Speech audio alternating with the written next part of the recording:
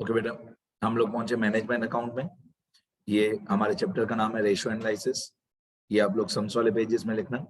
ये सुधीर प्रकाशन के शॉर्ट सम्स का क्वेश्चन 1 है, ठीक है। शॉर्ट सम्स, प्रैक्टिकल नहीं, ऑब्जेक्टिव। ये ऑब्जेक्टिव का क्वेश्चन 1 है। यहाँ पे लिखा हुआ है if stock turnover ratio is 5 times. ये मैंने सारी बातें लिख के रखी है, क्वेश्चन लिख के रखा है, आंसर नहीं लिखा है। Stock turnover ratio is 5 times. Opening stock is 5,000 rupees less than the closing stock. ये भी मैंने लिख के रखा है। Opening stock is 5,000 rupees less than the closing stock. Average stock is 20,000। Average stock is 20,000। Find out the purchase.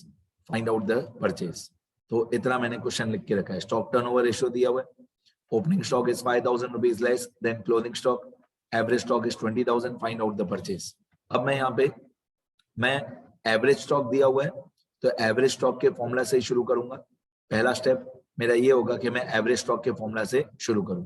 सुनना ध्यान से, मैं यहाँ पे लिखूंगा एवरेज स्टॉक का फॉर्मूला। तो आपको थियरी वाले पेजेस सारे अच्छी तरह याद होने चाहिए। एवरेज स्टॉक का फॉर्मूला होता है opening stock plus closing stock upon 2। Average stock का फॉर्मूला होता है opening stock plus closing stock upon 2। अब क्वेश्चन में लिखा हुआ है कि opening stock is 5,000 rupees less.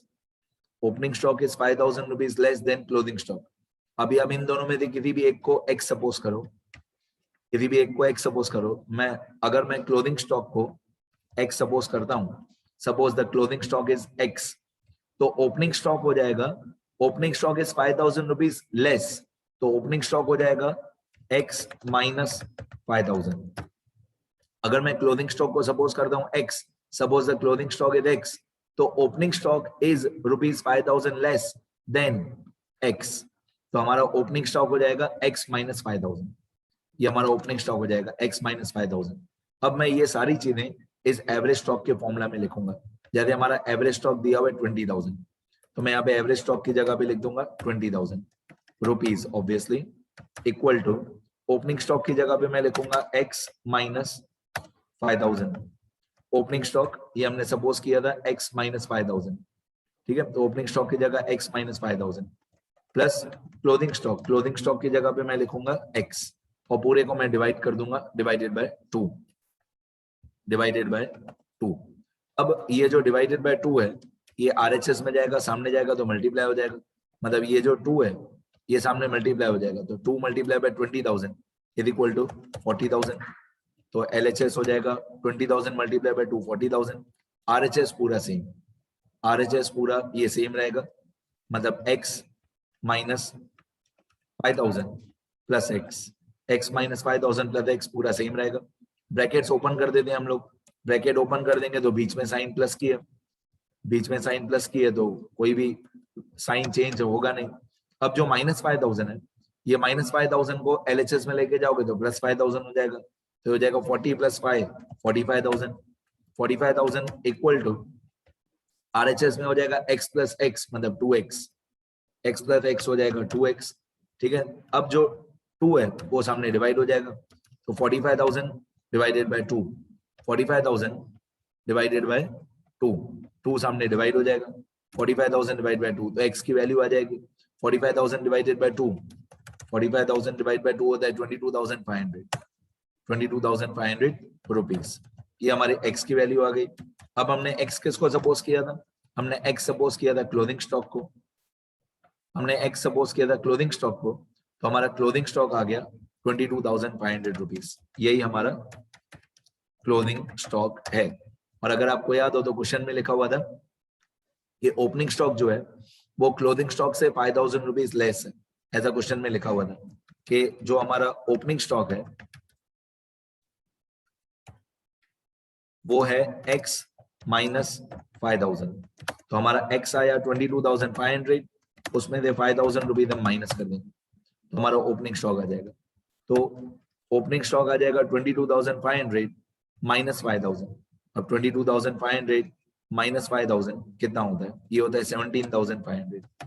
22,500 minus 5,000 तो हमारा ओपनिंग स्टॉक आ जाएगा 17,500 ऑब्वियसली रुपीज। ये हमारा ओपनिंग स्टॉक आ गया 17,500 रुपीज। तो पहले मैंने आपको क्लोथिंग स्टॉक बताया 22,500, फिर ओपनिंग स्टॉक इज 5000 लेस, तो ये आ गया 17500, ये दो चीजें हो गई, क्लोजिंग स्टॉक और ओपनिंग स्टॉक हो गया। फिर हम लोगों को क्वेश्चन में दिया हुआ था स्टॉक टर्नओवर रेशियो, तो आपको स्टॉक टर्नओवर रेशियो का फॉर्मूला पता होना चाहिए। स्टॉक टर्नओवर रेशियो का फॉर्मूला होता है COGS upon average stock. Stock turnover ratio का फॉर्मूला होता है कॉग्स अपॉन एवरेज स्टॉक। तो मैं स्टॉक टर्नओवर रेशियो का फॉर्मूला लगाऊंगा, ये स्टॉक टर्नओवर रेशियो का formula COGS upon average stock. अब स्टॉक टर्नओवर रेशियो का आंसर हमको क्वेश्चन में दिया हुआ है 5, ये 5 क्वेश्चन में दिया हुआ है, स्टॉक टर्नओवर रेशियो इज 5, ये 5 यहाँ पे क्वेश्चन में दिया हुआ है, देखो stock turnover ratio is 5 equal to COGS कितना वो हमको मालूम नहीं है, अपॉन एवरेज स्टॉक ये दिया हुआ है 20,000, तो stock turnover ratio 5 equal to COGS मालूम नहीं है, अपॉन एवरेज स्टॉक 20,000 दिया हुआ है। तो मैं वैल्यूज पुटअप करूंगा, स्टॉक टर्नओवर रेशियो 5 दिया हुआ है equal to COGS upon average stock. COGS हमको नहीं मालूम है, लेकिन एवरेज स्टॉक मालूम है। एवरेज स्टॉक हमको दिया हुआ है 20,000 रुपीज, ये 20,000 को सामने मल्टीप्लाई कर दो, 20,000 मल्टीप्लाई बाय 5, तो ये हो जाएगा 1 lakh rupees. 20,000 multiply by 5 equal to 1 lakh, यहाँ पे आपका कॉग्स आ जाएगा 1 लाख। अब कॉग्स आ गया 1 लाख, तो कॉग्स की जगह पे कॉग्स आ गया 1 लाख, वो सही है, चलो इसको भी सर्कल कर देते हैं, बॉक्स बना देते हैं। कॉग्स आ गया, कॉग्स आ जाने के बाद आप कॉग्स का फॉर्मूला लगाओगे। कॉग्स का फॉर्मूला होता है, कॉग्स का फॉर्मूला आपको पता होना चाहिए, कॉग्स का फॉर्मूला होता है ओपनिंग स्टॉक प्लस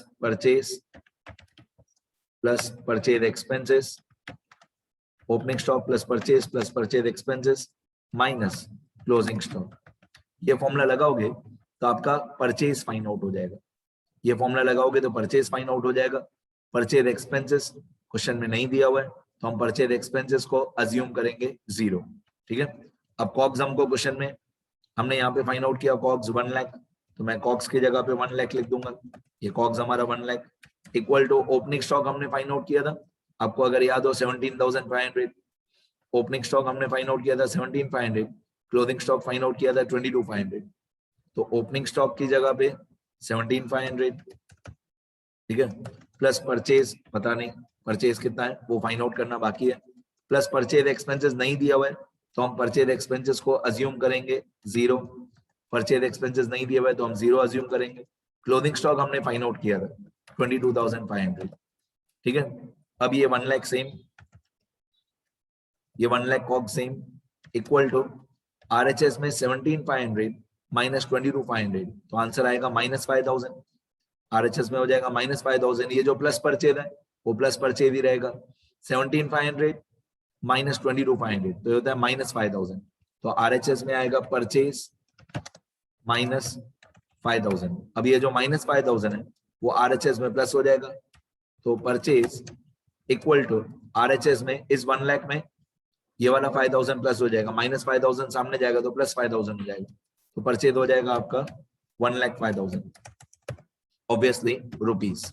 और यही फाइंड आउट करने के लिए बोला था क्वेश्चन में, फाइंड आउट द परचेज, तो परचेज हमारा आ गया 1,05,000 रुपीज, इतना ही पूछा था, ठीक है। Find out the purchase, purchase आ गया हमारा 1,05,000 रुपीज। तो ये लिखना है, ये शॉर्ट सम है और एग्जाम में आता है बहुत बार ये टाइप का सम, लिखना अच्छी तरह। ये क्वेश्चन है, ये जैसे मैंने लिखा है क्वेश्चन की सारी वैल्यूज आंसर में, आप लोग भी ऐसे लिखना। फिर ये average stock, step 1 average stock, इसमें से हमारा क्लोजिंग स्टॉक फाइंड आउट हुआ। Step 2 opening stock find out हुआ। स्टेप 3 इसमें से कॉग्स फाइंड आउट हुआ। फिर स्टेप 4 इसमें से हमारा परचेज फाइंड आउट हुआ, ठीक है। पूरा मैथमेटिकल चैप्टर है, कोई डेबिट क्रेडिट नहीं है, फॉर्मूला लगाने बस सर, लिखते जाओ, लिखते जाओ बेटा सब लोग।